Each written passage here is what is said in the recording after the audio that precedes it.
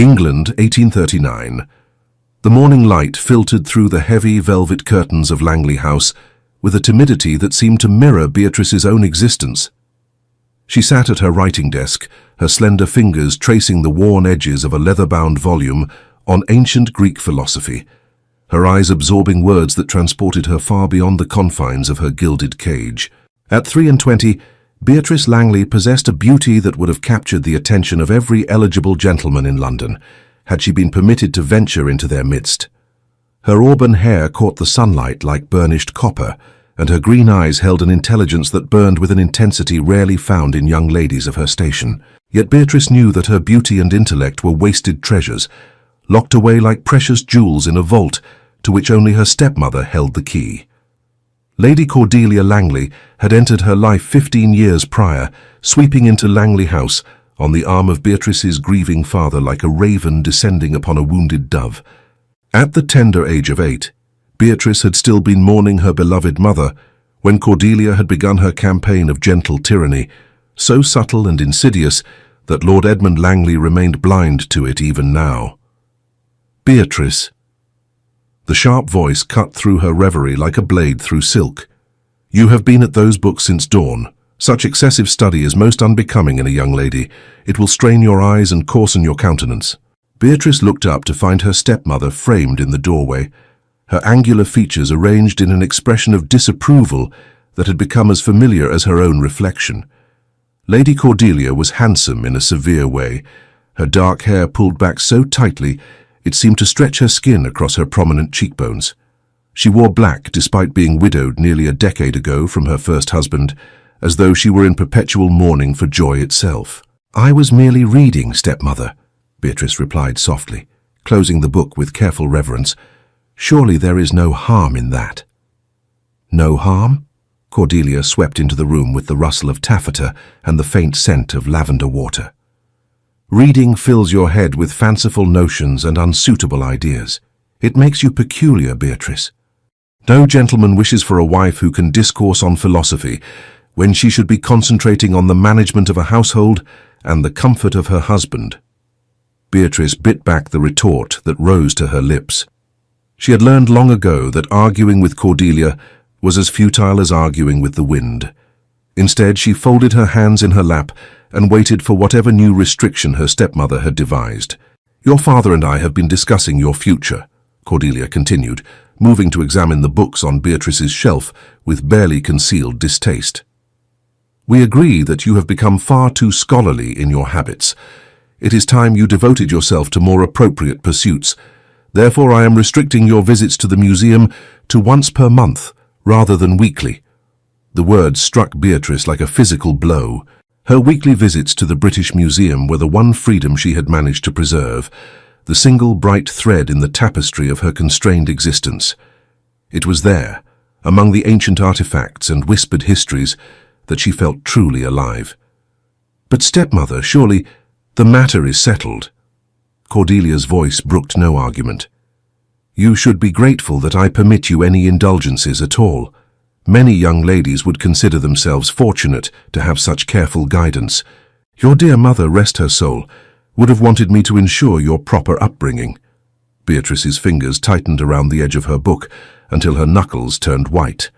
Cordelia always invoked her mother's memory when she wished to inflict the deepest cuts, knowing that Beatrice could not protest without seeming to dishonor her mother's wishes. It was a cruelty of the most refined sort, one that left no visible marks, but carved deep wounds nonetheless. As Cordelia departed with a swish of her skirts, Beatrice turned to gaze out the window at the bustling streets of Mayfair. She could see elegant carriages passing by, ladies in their finest day dresses promenading with their companions, gentlemen on horseback tipping their hats to acquaintances. It was a world she glimpsed but never truly inhabited.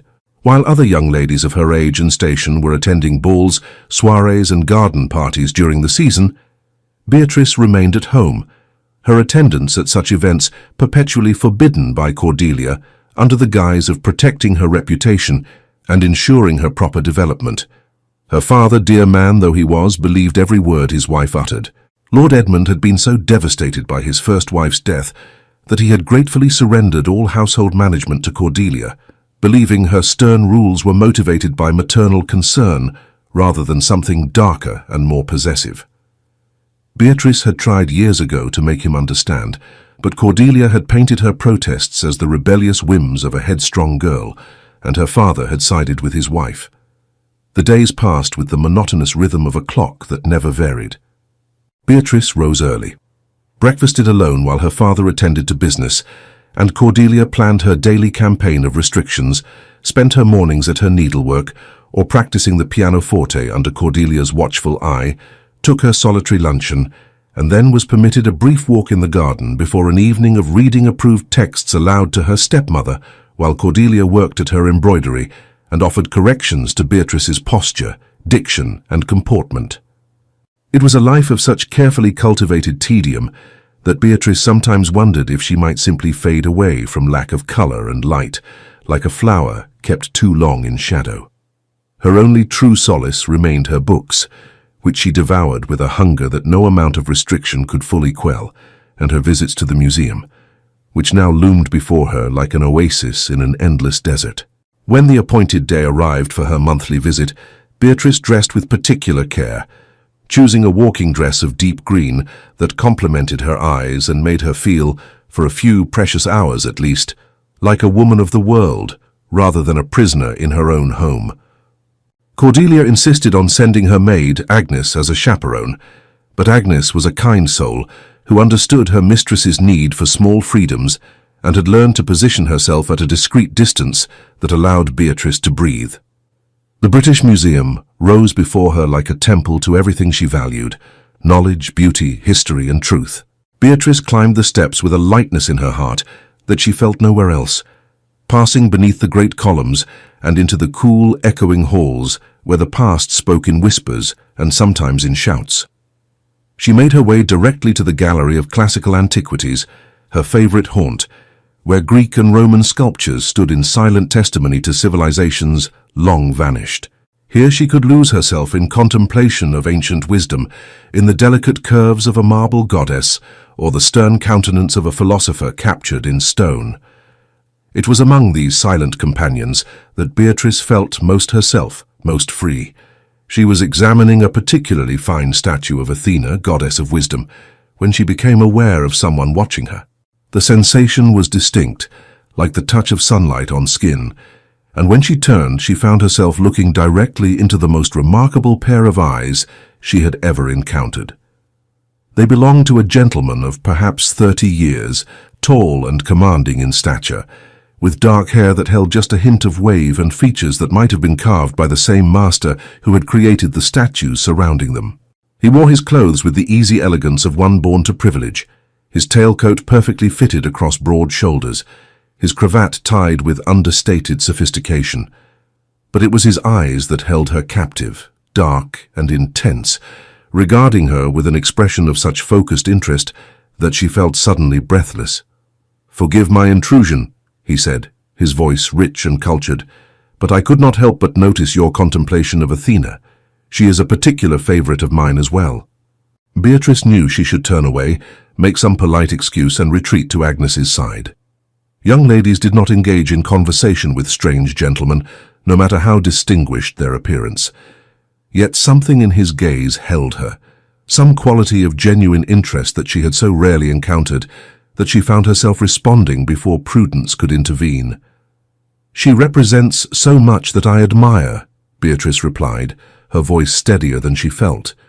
"Wisdom, courage, independence. She was born fully formed from Zeus's head, needing no one's permission to exist or to exercise her considerable powers."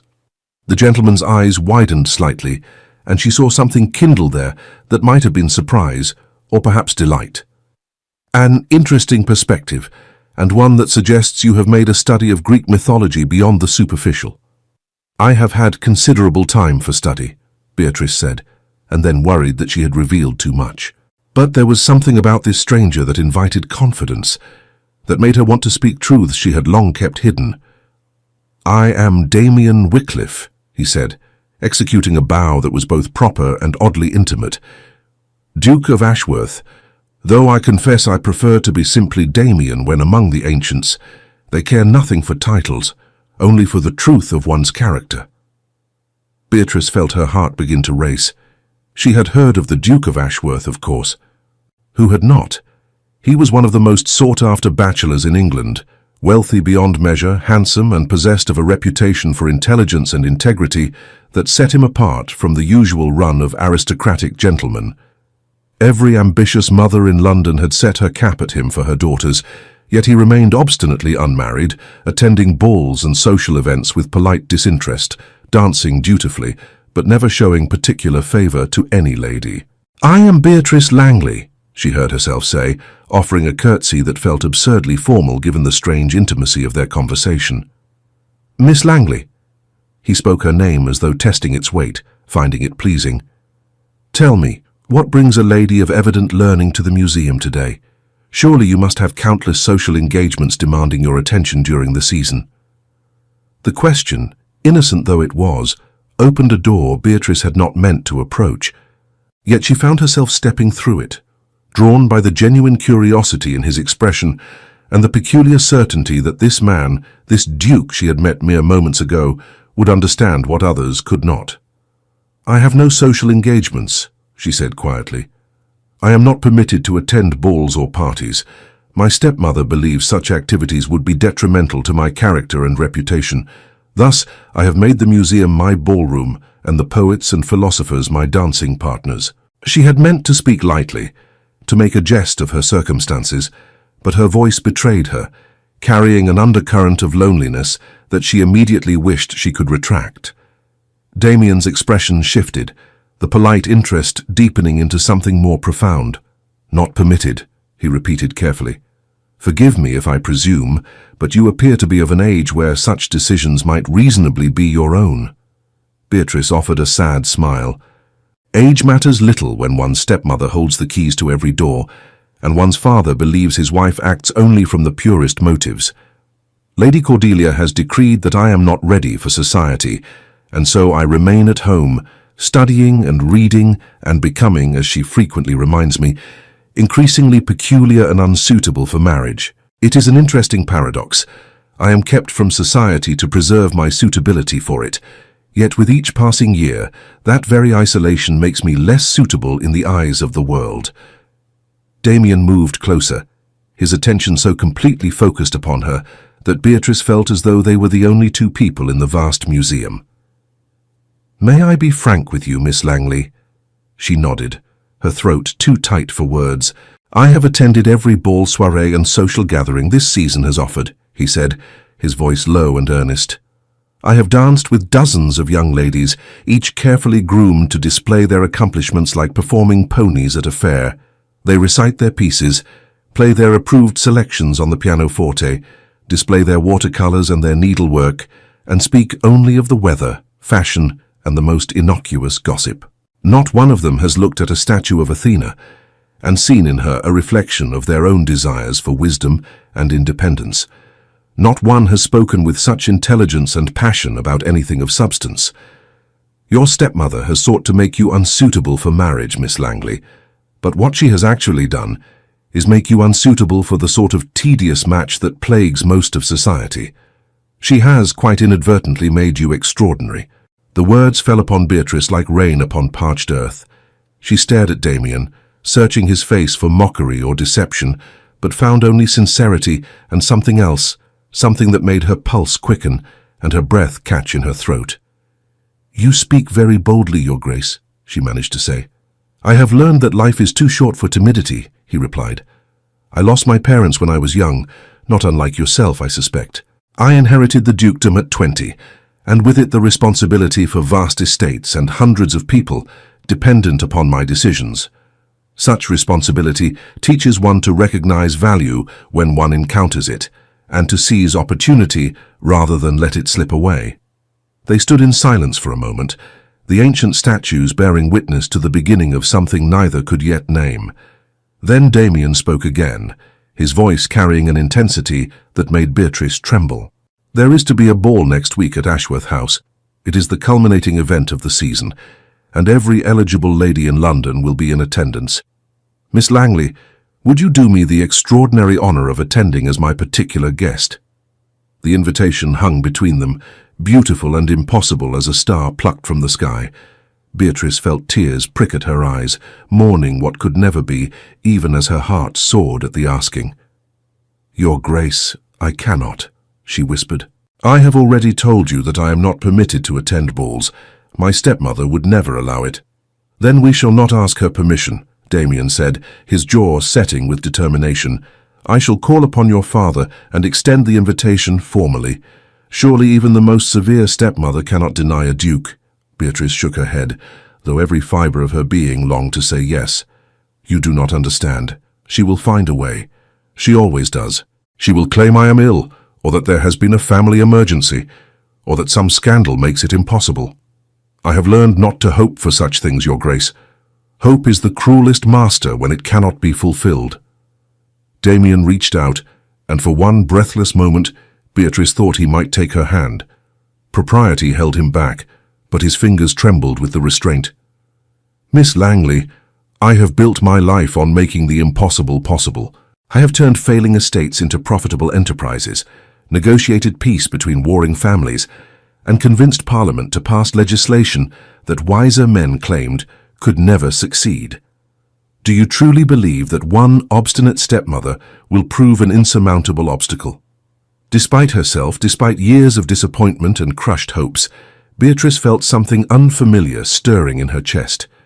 It took her a moment to recognize it as possibility. "I would very much like to attend your ball, Your Grace," she said softly, "but I fear you will find my stepmother a more formidable opponent than failing estates or recalcitrant parliamentarians." "Then let us make it a wager," Damien replied, and now he did smile, an expression of such warmth and confidence that Beatrice felt her own lips curve in response. "If I succeed in securing your attendance at my ball, you must promise me the first dance and the supper dance. If I fail, I shall—" "What would you have me do?" "Return here next month and tell me about all the ladies who attended," Beatrice said, trying to match his light tone, though her heart felt too full for jesting. "Describe their gowns and their conversation, so that I might imagine what I have missed." "A poor forfeit," Damien said, "for I would far rather have you there to see it all yourself. But very well, Miss Langley. The wager is struck." Agnes appeared then, her discreet distance finally overcome by the lengthy duration of Beatrice's conversation with this unknown gentleman. "Miss Beatrice, we should be returning home. Lady Cordelia will be expecting you for luncheon." The spell broke, and Beatrice felt reality crash back upon her like a wave. She curtsied to Damien, suddenly aware of the impropriety of their entire conversation and the impossibility of the dreams he had awakened. "Good day, Your Grace," she said formally. "Thank you for the pleasant discussion of antiquities." "The pleasure was entirely mine, Miss Langley," he replied, bowing deeply. "I shall call upon your father tomorrow to discuss arrangements for the ball. I look forward to seeing you there." As Agnes hurried her from the museum, Beatrice glanced back once to find Damien still watching her, his expression thoughtful and determined. She wanted to call out to him, to warn him more forcefully about Cordelia's iron will and her father's blind devotion to his wife. But the words died on her lips, and she allowed herself to be led away, carrying with her the memory of dark eyes and impossible promises. That evening, Beatrice sat at dinner with her father and Cordelia, pushing food around her plate while her stepmother discoursed on the unsuitability of the new fashion for higher waistlines, and her father nodded along with benign disinterest. Lord Edmund was a kind man, his once handsome face now lined with the cares of business and the comfortable complacency of a man who believed his household ran smoothly without his intervention. He loved his daughter, Beatrice knew, but he loved her in the distant, abstract way of a man who had surrendered the daily business of family life to feminine management. "You seem distracted this evening, Beatrice," Cordelia observed, her sharp eyes missing nothing. "I trust your visit to the museum did not overtax your constitution. Perhaps we should reduce your outings further if they leave you in such a state." "No, stepmother," Beatrice said quickly. "I am merely tired." The museum was most edifying, as always. "Edifying," Cordelia repeated, making the word sound like an accusation. "A young lady's mind need not be so thoroughly edified. It unsettles the humours and creates dissatisfaction with one's proper station in life." Lord Edmund cleared his throat, his customary signal that he wished to change the subject. "My dear, I received word today that the Duke of Ashworth may call tomorrow on a matter of some importance. We must ensure the house is in order to receive him." Beatrice's fork clattered against her plate, drawing Cordelia's immediate attention. She forced herself to breathe steadily, to show no reaction that might betray the wild hope and terror battling in her chest. "The Duke of Ashworth?" Cordelia's voice sharpened with interest. "What business could he possibly have with us?" "I confess I do not know," Lord Edmund replied. "His secretary sent word requesting an audience at 2 o'clock tomorrow afternoon.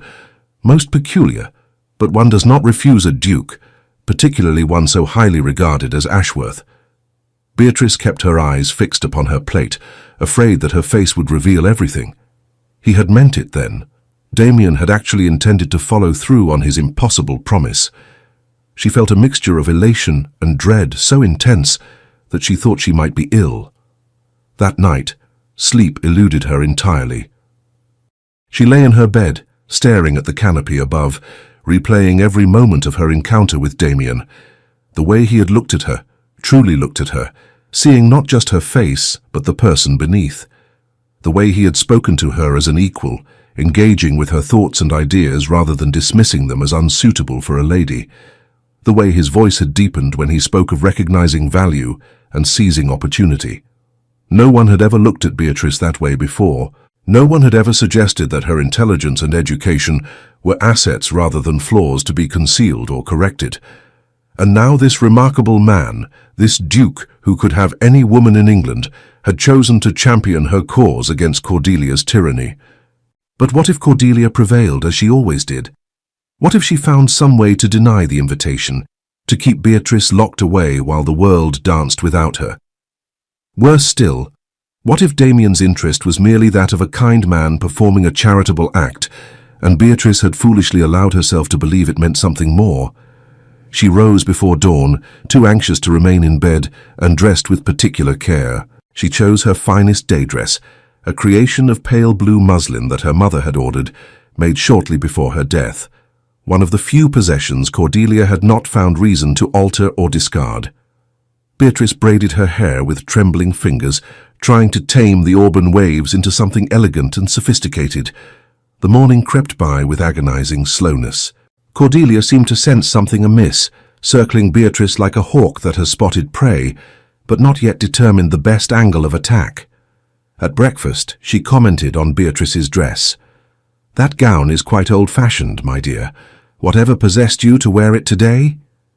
"I felt it appropriate," Beatrice replied carefully. "It reminds me of Mother." Cordelia's lips thinned at the mention of the First Lady Langley, but she said nothing more. She could hardly object to Beatrice honouring her late mother's memory, though Beatrice knew the reference irritated her.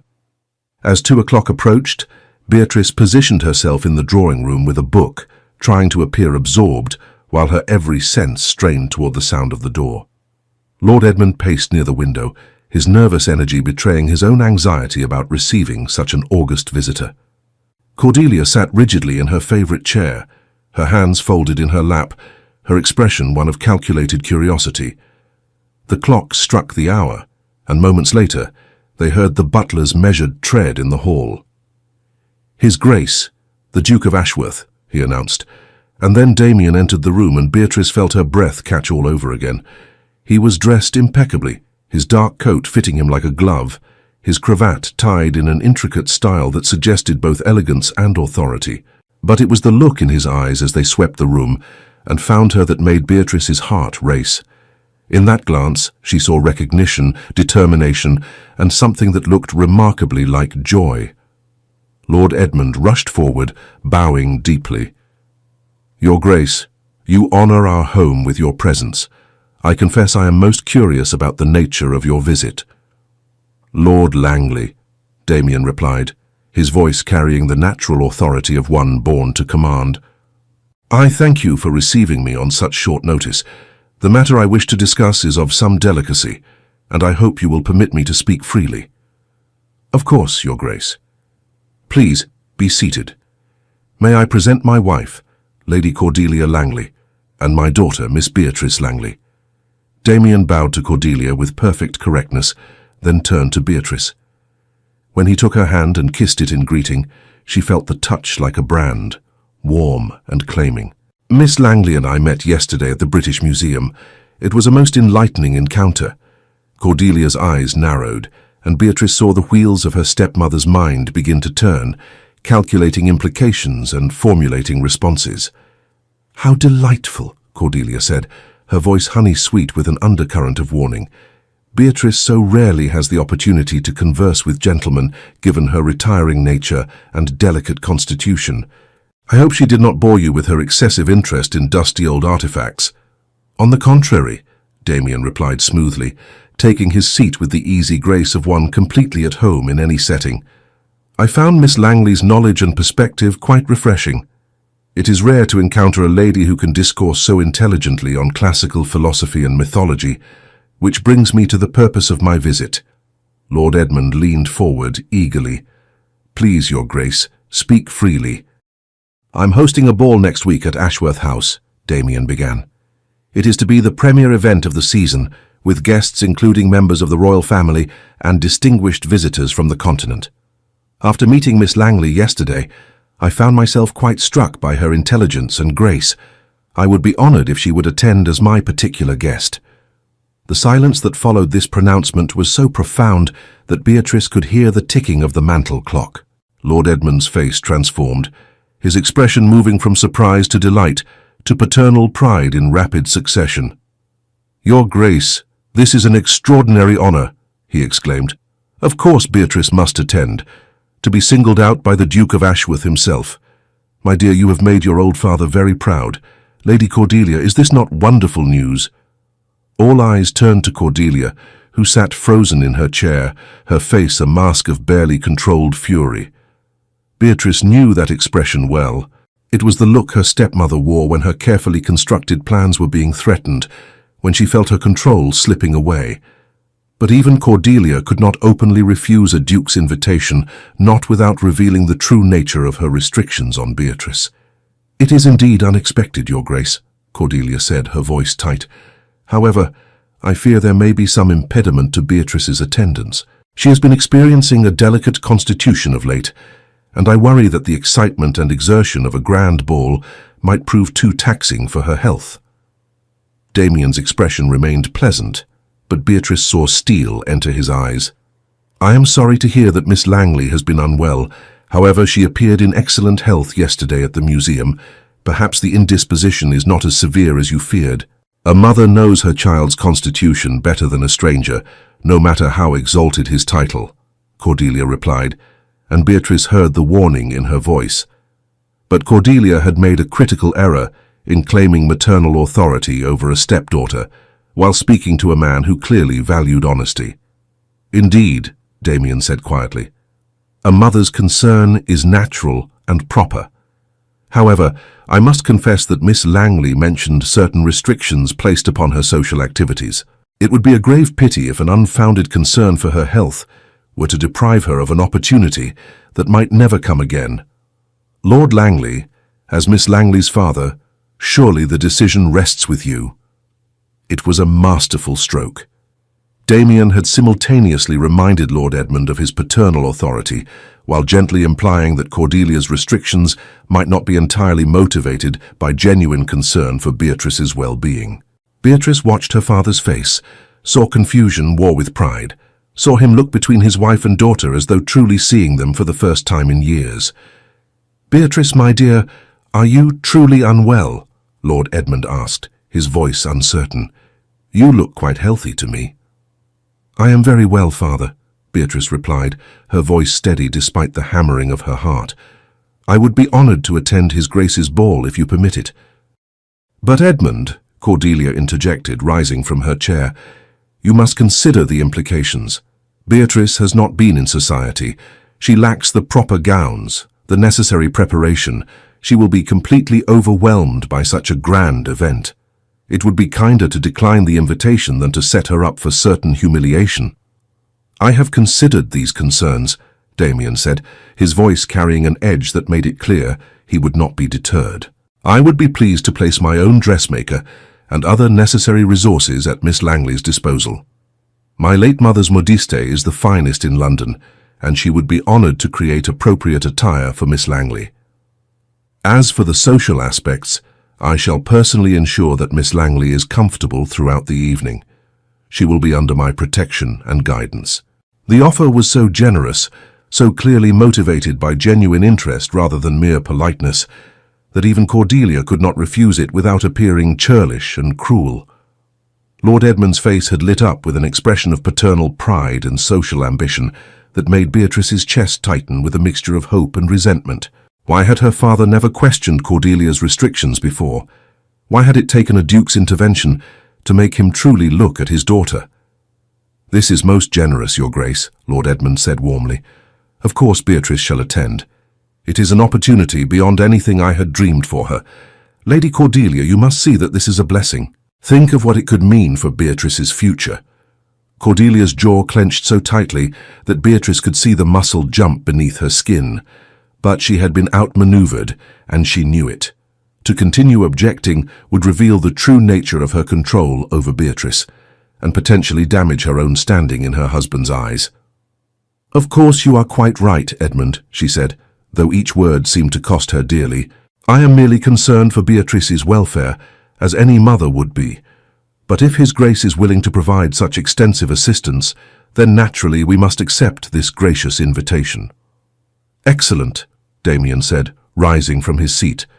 "I shall send Madame Rousseau to call upon Miss Langley tomorrow morning to begin preparations for her attire.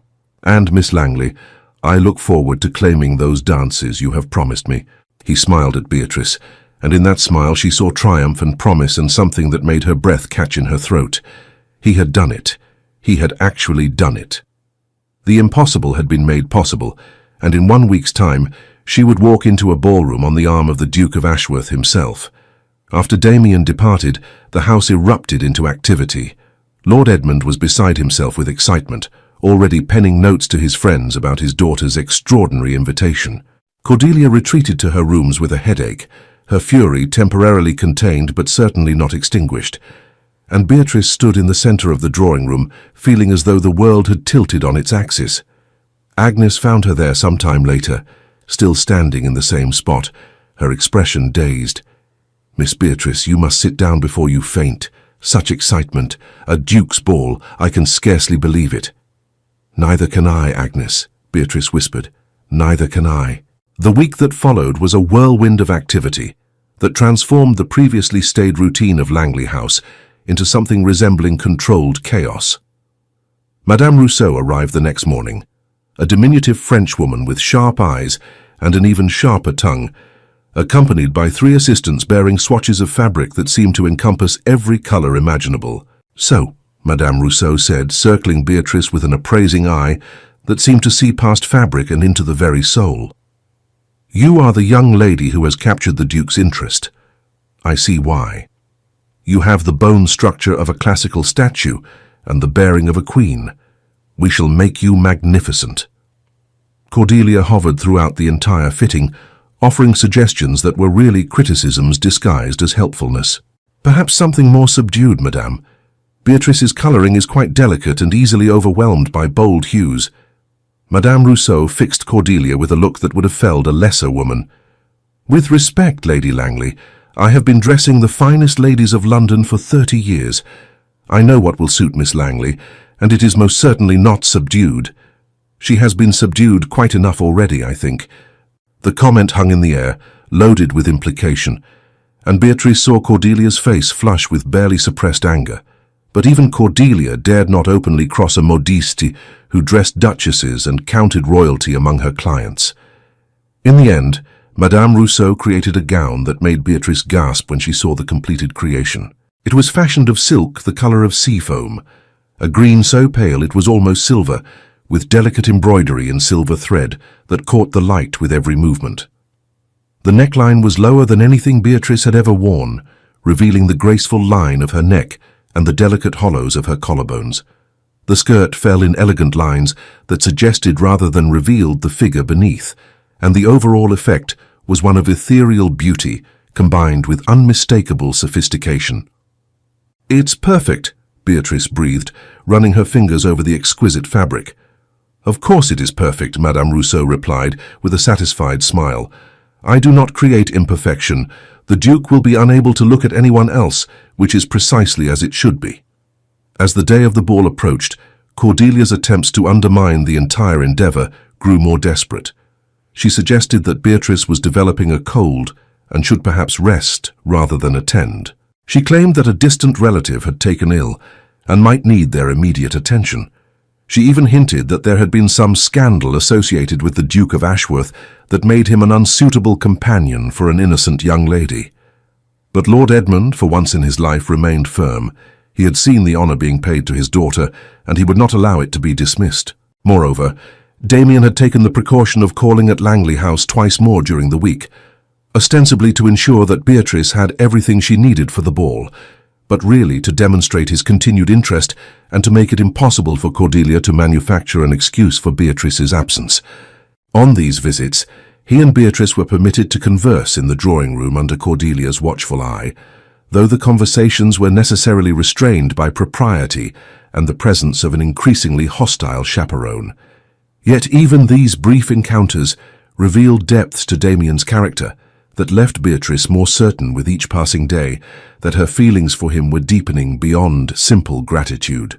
He spoke of his estates with genuine affection for the land and concern for the tenants who worked it. He discussed politics with a nuance that revealed a mind unafraid of complexity and unwilling to accept simple answers to difficult questions.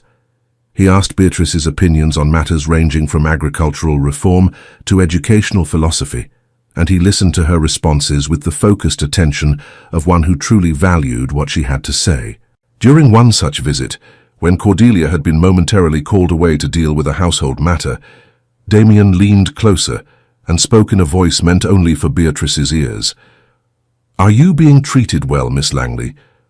I sense that the atmosphere in this house has grown more strained since I extended my invitation. If you are suffering any consequences for accepting it, I would know immediately." Beatrice was touched by his concern, though she was careful to keep her voice light.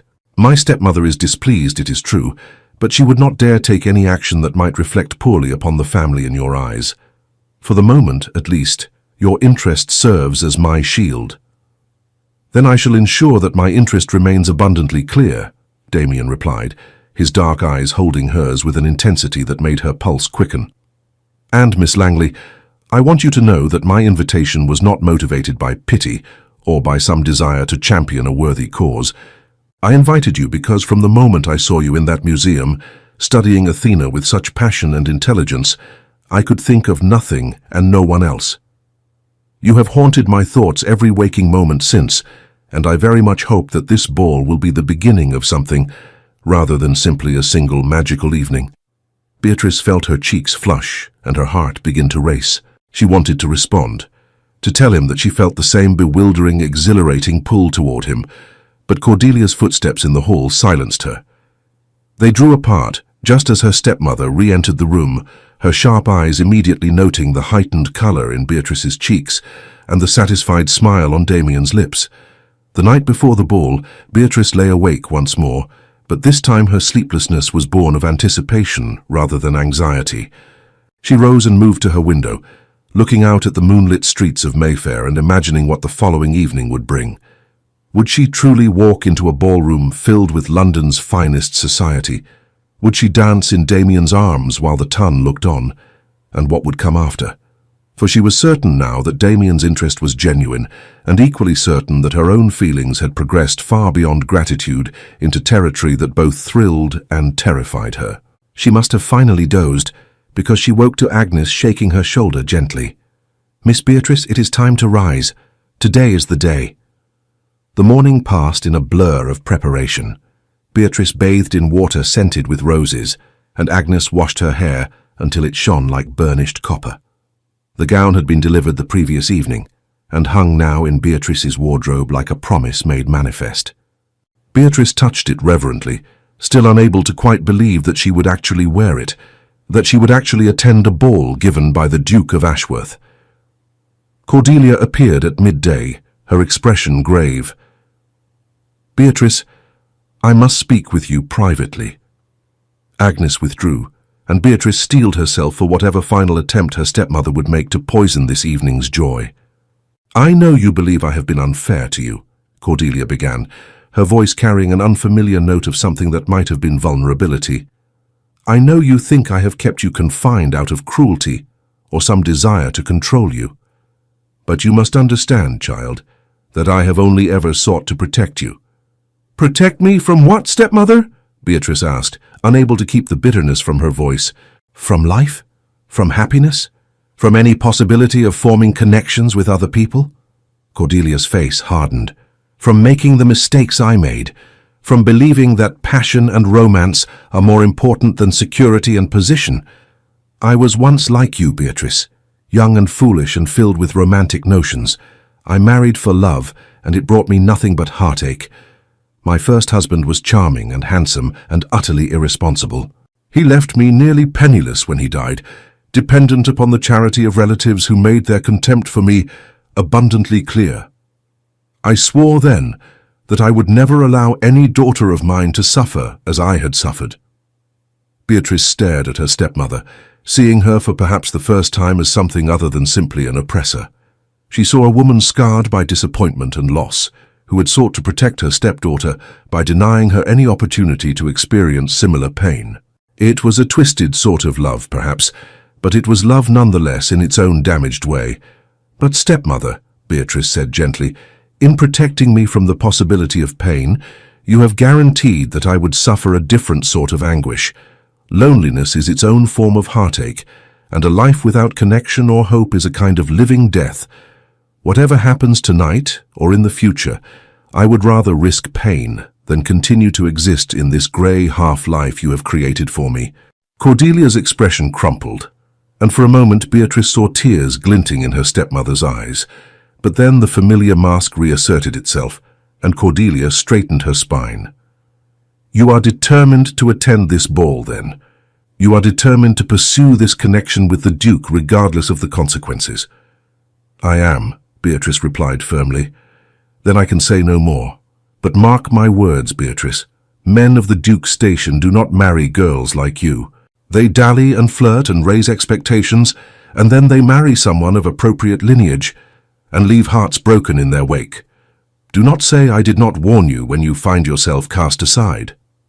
The words were designed to wound, and they found their mark. For despite Damien's attentions and apparent sincerity, Beatrice could not entirely silence the small voice of doubt that whispered Cordelia might be right. Why would a duke, who could have any woman in England, choose a girl who had been kept from society, whose only accomplishments were books and museums and solitary contemplation? But then she remembered the way Damien had looked at her, the way he had listened to her thoughts and valued her opinions. She remembered his determination to bring her to his ball, despite every obstacle Cordelia had placed in his path. And she chose to have faith, fragile though it might be. As evening approached, Agnes helped Beatrice into the magnificent gown. The silk whispered against her skin like a promise, and when she looked at herself in the mirror, she scarcely recognized the woman staring back at her. Agnes had dressed her hair in an elegant arrangement that allowed several curls to frame her face, and the style somehow emphasized the classical beauty of her features. The gown transformed her figure, revealing a grace she had not known she possessed. "Oh, Miss Beatrice," Agnes breathed, tears streaming down her cheeks. "You look like a princess from a fairy story." A delicate knock sounded at the door, and Lord Edmund entered, stopping short at the sight of his daughter. His eyes filled with tears, and he crossed the room to take her hands in his. "My dear child," he said, his voice thick with emotion, "you look exactly as your mother did on the night I first saw her at a ball much like the one you will attend tonight. She was the most beautiful woman I had ever seen, and when she agreed to dance with me, I knew my life had been changed forever. I see her in you now, and I am reminded of how much I have failed you both. Your mother would be so proud of the woman you have become, despite my neglect and Lady Cordelia's restrictions. Can you forgive me, Beatrice?" Beatrice felt tears threaten her own composure, but she squeezed her father's hands and managed a tremulous smile. "There is nothing to forgive, Father. You have always loved me, even if you did not always know the best way to show it. Let us simply be glad for this moment and for whatever the future may bring." The sound of a carriage in the street below drew them to the window. The Ashworth carriage was magnificent, drawn by 4 matched greys and attended by liveried footmen. Beatrice's breath caught at the sight of it, at the reality of what was about to happen. Damien himself emerged from the carriage and strode to the door with purposeful steps. He had promised to collect her personally, to ensure that no last-minute machinations could prevent her attendance.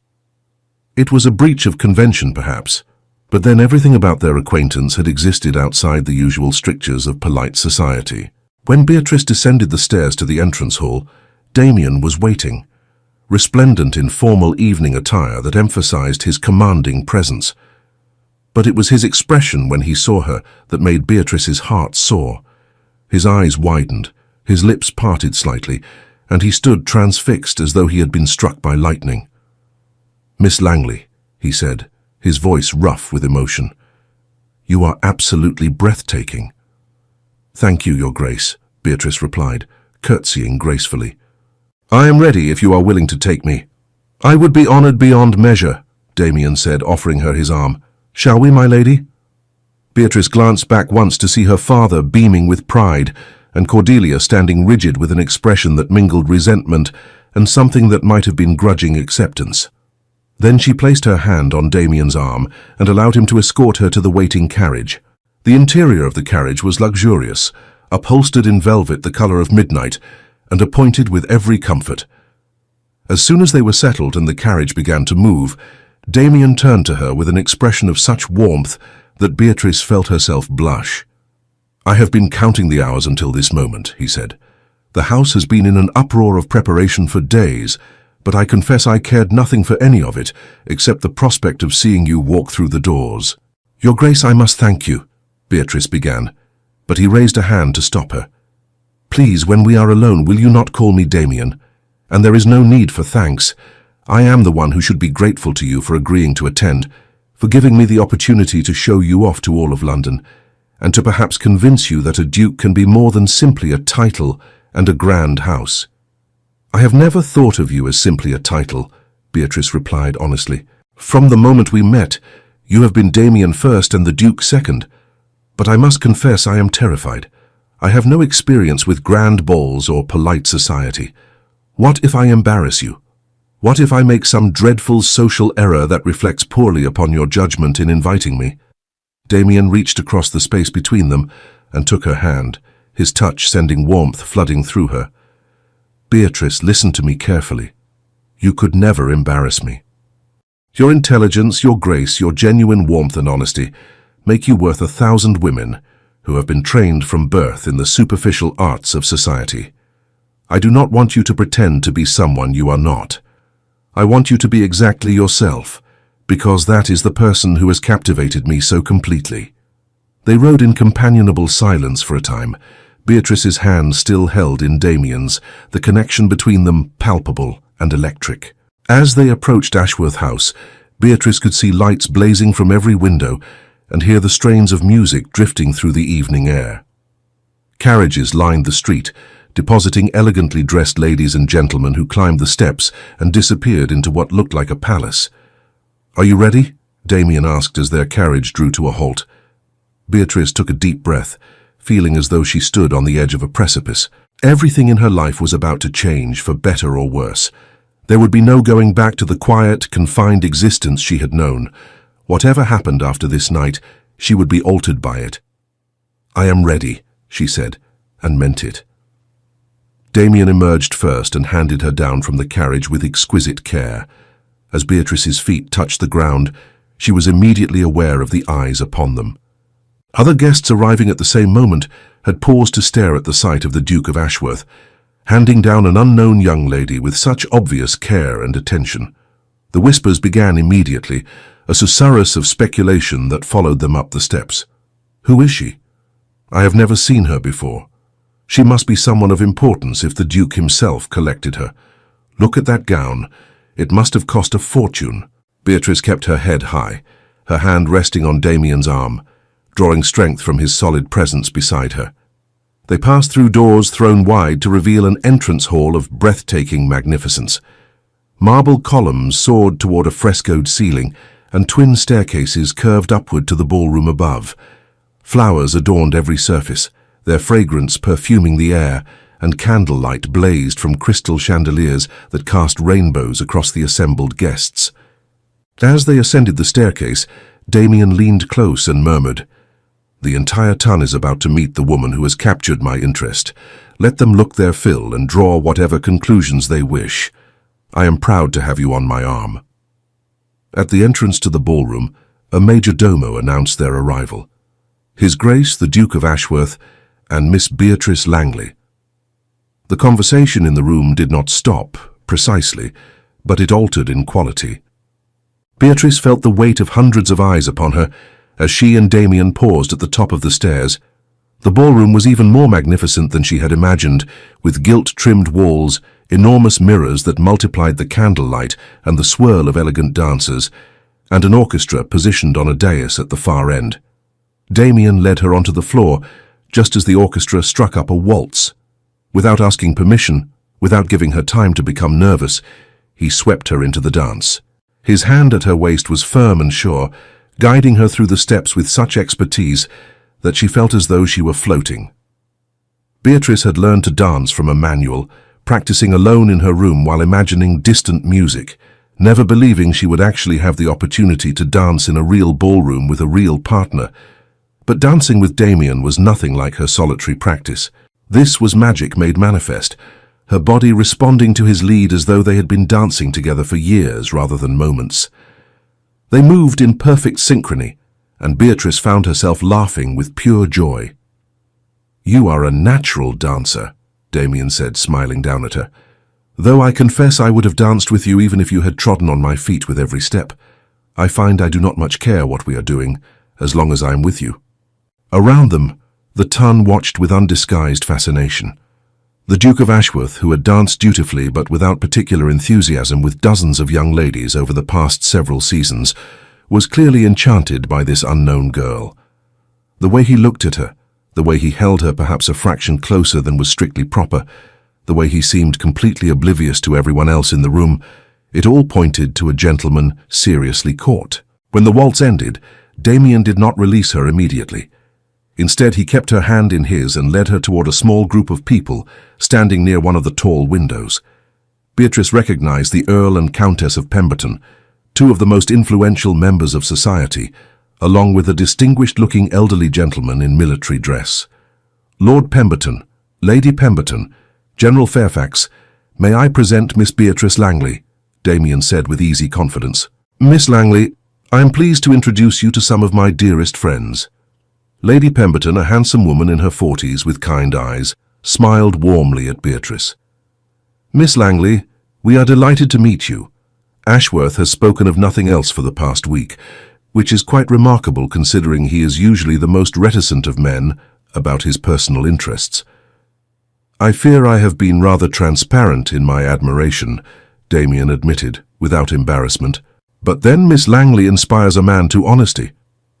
"Tell me, Miss Langley," the Earl asked, his eyes twinkling with good humor, "what is your particular interest?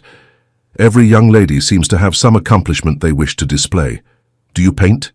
Play? Sing?" "I read, my lord," Beatrice replied honestly. "I have had a great deal of time for reading, and I find that books offer both companionship and education beyond anything else I have encountered." "What sort of books?" General Fairfax inquired, his gruff voice suggesting he expected her to name some lightweight novels or poetry. "Philosophy primarily," Beatrice said, warming to her subject despite the grandeur of her surroundings. "I have been making a study of Platonic thought and its influence on later Christian philosophy. I find the dialogue form particularly fascinating as a method of exploring complex ideas." The general's eyebrows rose nearly to his hairline. "By Jove, a young lady who reads Plato. And what do you make of his theory of forms?" For the next quarter hour, Beatrice found herself engaged in a spirited discussion of classical philosophy with the general, who proved to be remarkably well-read for a military man. Lady Pemberton and the Earl listened with evident amusement, while Damien watched Beatrice with an expression of such open admiration that she felt her cheeks grow warm. "Ashworth, you sly devil," Lord Pemberton said when the philosophical discussion had concluded. You have found yourself a genuine blue stocking, and a beautiful one at that. No wonder you have been so particular all these years. You were waiting for a woman who could match you intellectually as well as aesthetically.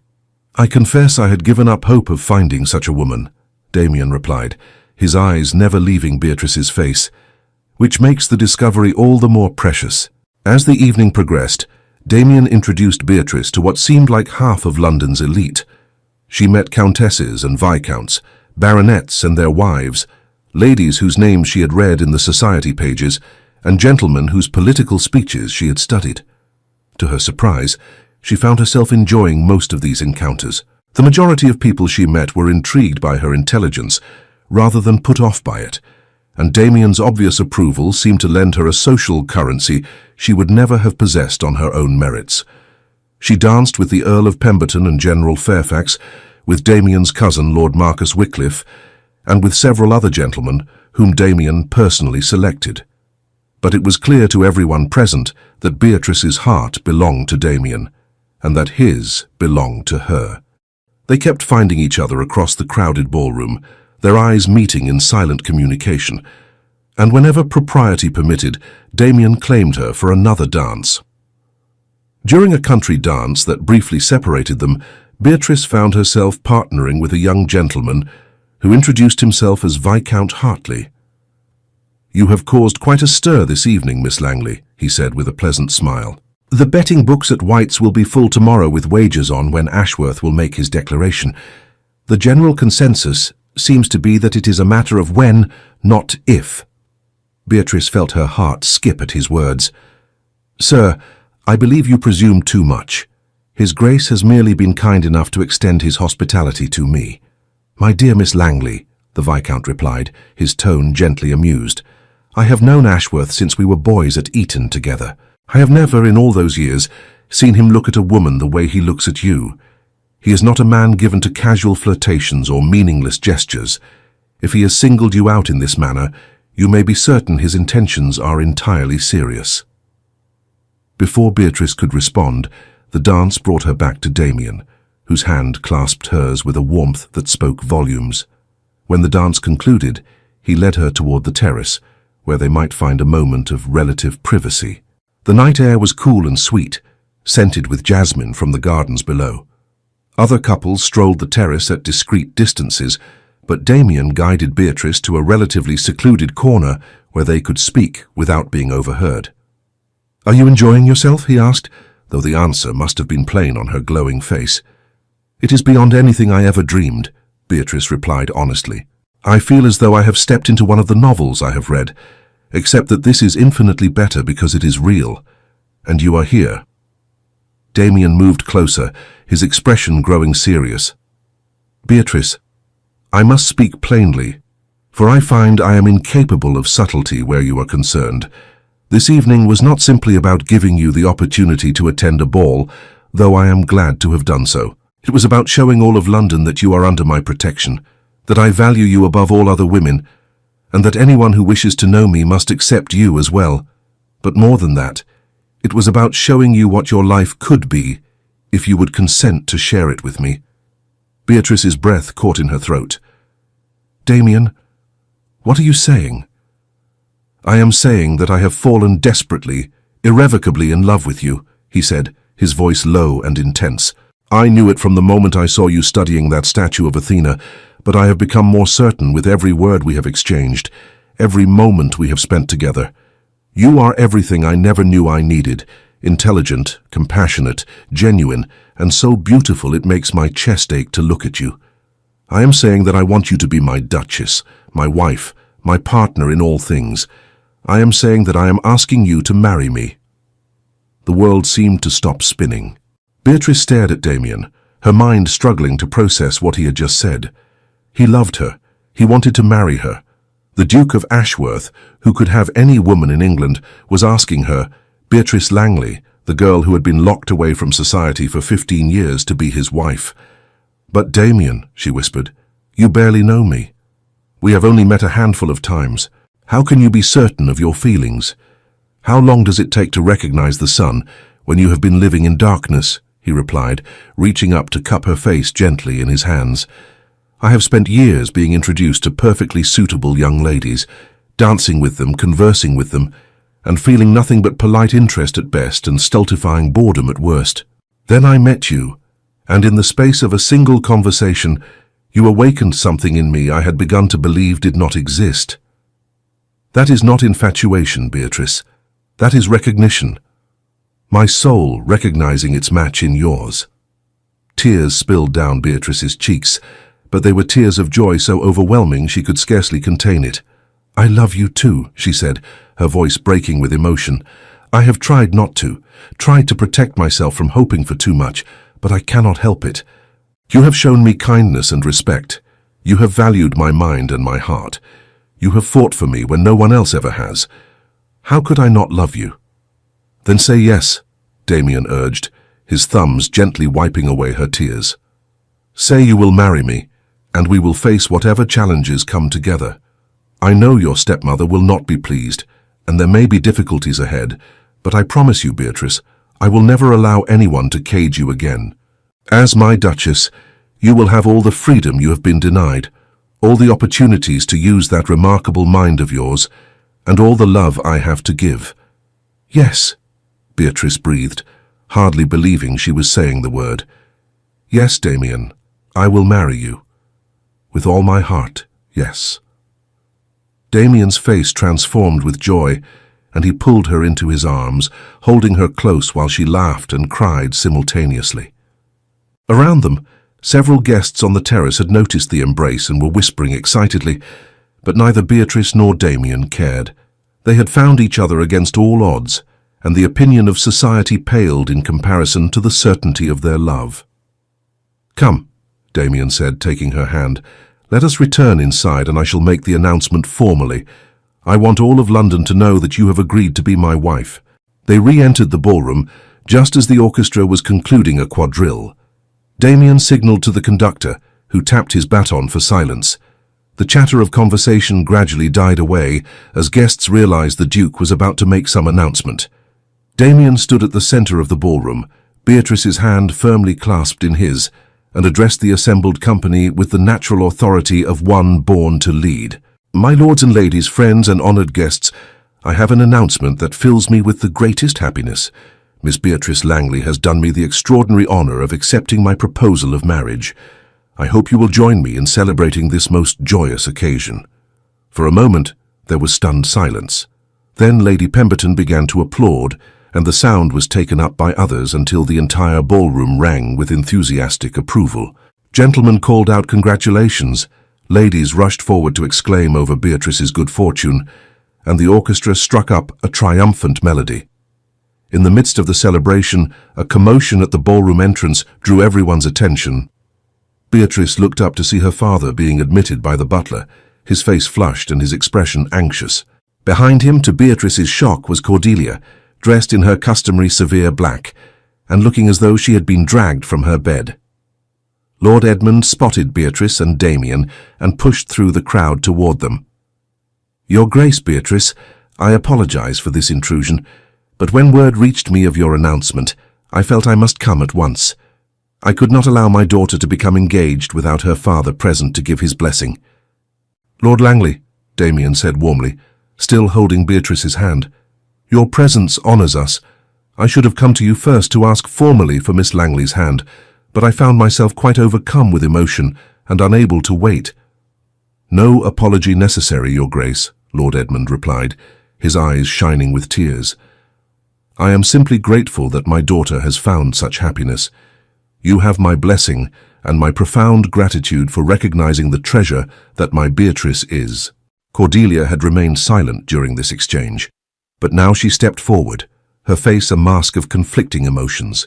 She looked at Beatrice, really looked at her, perhaps for the first time seeing not a child to be controlled, but a woman who had escaped her grasp.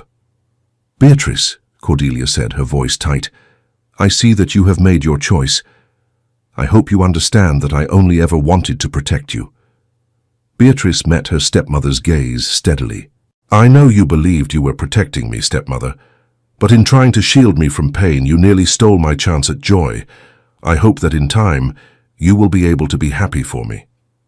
Cordelia's face worked with emotion, and for a moment, Beatrice thought she might actually apologize, might acknowledge the damage she had done. But Cordelia was too proud, too fixed in her beliefs for such a transformation. Instead, she simply nodded stiffly and stepped back, defeated but not reconciled. The remainder of the evening passed in a blur of congratulations and celebration. Damien never left Beatrice's side, his pride in her evident to everyone present. She found herself being welcomed into society with an enthusiasm that would have been impossible had she arrived under any other circumstances. The Duke's future Duchess could be nothing less than the Tun's newest favorite, and Beatrice found herself besieged by invitations and expressions of friendship. When the ball finally concluded in the early hours of morning, Damien insisted on escorting Beatrice home personally. They rode through the quiet streets of Mayfair in companionable silence, Beatrice's head resting on Damien's shoulder, his arm around her waist. "I still cannot quite believe this is real," Beatrice said softly. "This morning I was a girl who had never attended a ball. Tonight I am engaged to a duke. It seems impossible." "It is not impossible," Damien replied, pressing a kiss to the top of her head. "It is simply the beginning of the life you were always meant to have. Tomorrow we will begin planning the wedding, and I warn you, I am not inclined to wait long. I have spent too many years without you already." When they reached Langley House, Damien helped her down from the carriage and walked her to the door. There, in the soft light of dawn beginning to break over the city, he took both her hands in his. "Thank you for agreeing to be my wife," he said. "Thank you for being brave enough to say yes despite all the reasons you might have said no. I promise you, Beatrice, I will spend every day of our lives together making certain you never regret this decision." "I could never regret choosing love over fear," Beatrice replied. "You have freed me, Damien, not just from my stepmother's restrictions, but from the prison of my own doubts and resignation. You showed me that life could be more than I had imagined, and for that I will be eternally grateful." "We freed each other," Damien said, his eyes intense in the growing light. "For I was as much a prisoner as you were, locked in a life of duty and expectation, with no hope of genuine connection. You showed me what it means to truly live, to feel, to love. We are neither of us imprisoned anymore." He kissed her then properly and thoroughly, and Beatrice felt the last of her fears and doubts melt away. This was real. This was her future, and it was more beautiful than any story she had ever read. The weeks that followed were a whirlwind of preparation and transformation.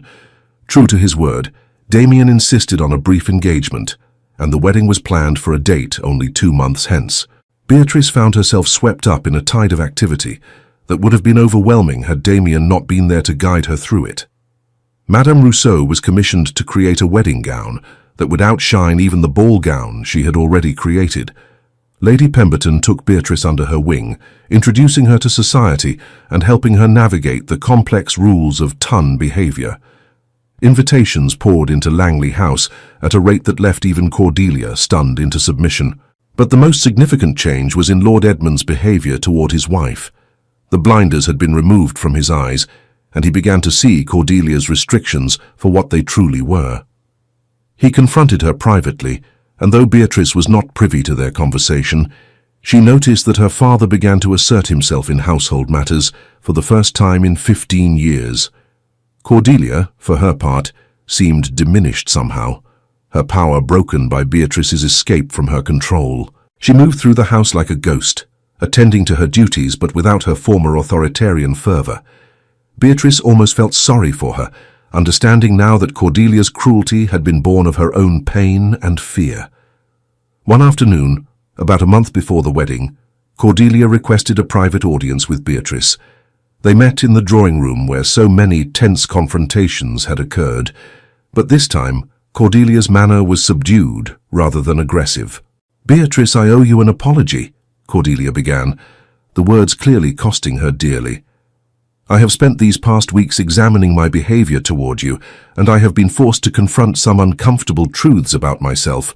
I convinced myself that I was protecting you, but in reality I was trying to protect myself from losing another person I had come to care for. If I kept you isolated, you could not leave me. If I prevented you from finding love, you would not discover that love could bring pain as well as joy. I was selfish, and I was cruel, and I am deeply sorry." Beatrice was stunned. She had never expected Cordelia to acknowledge her wrongs, much less apologize for them. "Stepmother, I do not know what to say." "You need say nothing," Cordelia replied, her eyes glistening with unshed tears. "I do not expect your forgiveness, nor do I deserve it. I simply wanted you to know that I do recognize what I have done, and that I am genuinely happy that you have found someone who values you as you deserve to be valued. The Duke is a good man, and he will make you happy in ways I never allowed you to pursue." Beatrice rose and crossed to where Cordelia sat, doing something she had not done in years. She embraced her stepmother gently. "I do forgive you, Cordelia. Not because what you did was right, but because holding on to anger would poison my own happiness. We cannot change the past, but perhaps we can build a better future." Cordelia returned the embrace stiffly, unused to such displays of affection, but Beatrice felt the older woman trembling with suppressed emotion. It was not a complete reconciliation, perhaps, but it was a beginning, and that was more than Beatrice had dared to hope for. The day before the wedding, Damien took Beatrice to Ashworth House to show her the Duchess's quarters that would soon be hers. The rooms were magnificent, decorated in soft shades of green and cream that Damien had specifically chosen to complement her colouring. But it was the library that made Beatrice gasp with delight.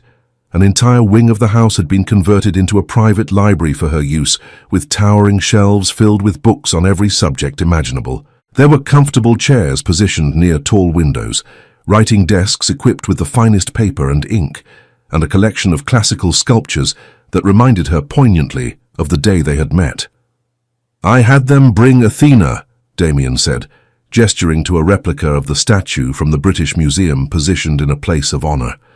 "I thought you might like to be reminded of where our story began." Beatrice turned to him with tears streaming down her face. "It is perfect. You are perfect. How did I become so fortunate?" "I am the fortunate one," Damien replied, pulling her into his arms. "Tomorrow you will become my Duchess, and every day after that I will wake up grateful that you said yes to a stranger in a museum who was bold enough to believe in love at first sight." The wedding took place at St. George's Church in Hanover Square, with what seemed like half of London in attendance. Beatrice wore a gown of ivory silk embroidered with silver thread, her mother's pearls at her throat, and a veil of the finest lace that had been worn by Damien's mother at her own wedding. She walked down the aisle on her father's arm, her eyes fixed on Damien's face, seeing there the love and commitment that would sustain them through whatever challenges life might bring. Lord Edmund gave her away with tears streaming down his face, whispering, "Your mother would be so proud. I am so proud."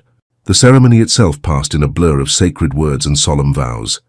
Damien's voice was strong and sure as he promised to love, honor, and cherish her. Beatrice's voice trembled with emotion, but never wavered as she made her own vows. And when the vicar pronounced them husband and wife, and Damien kissed her with a passion barely contained by the sacred setting, Beatrice felt as though her heart might burst with joy. The wedding breakfast was held at Ashworth House, a magnificent affair attended by everyone who mattered in London society. Beatrice sat beside her new husband at the head table, accepting congratulations and well wishes with a grace that belied her inexperience with such gatherings. Lady Pemberton had become a dear friend, and she raised a toast to the new Duchess that brought tears to many eyes. "To the Duke and Duchess of Ashworth," she said, her voice carrying across the assembly, "may their love be as enduring as it is inspiring.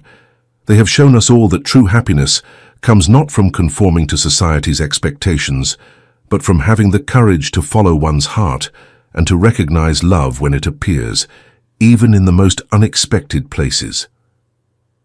As the afternoon wore on and guests began to depart, Damien led Beatrice away from the festivities to a small balcony overlooking the gardens. The summer sun was setting, painting the sky in shades of rose and gold, and in the distance they could hear the sounds of London settling into evening.